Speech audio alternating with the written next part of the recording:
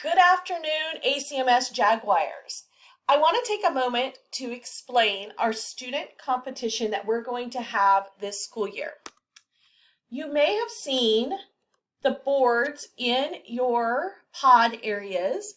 Sixth grade is the class of 2029, seventh grade is the class of 2028, and eighth grade is the class of 2027. And we're going to be having a class competition among the grade levels. And you'll see this board is going to be out in the cafeteria.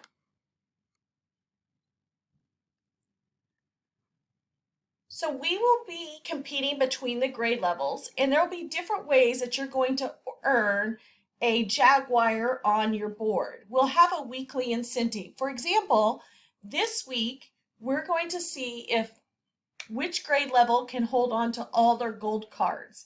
And if all three grade levels hold on to all their gold cards, then you will all earn a Jaguar on your board. There'll be several other weekly incentives that your teachers can talk to you about, and I may go over just a few. Other ways you can win this competition is to participate in fundraisers, participation in the food drive, participation in Spirit Week and PEP assemblies.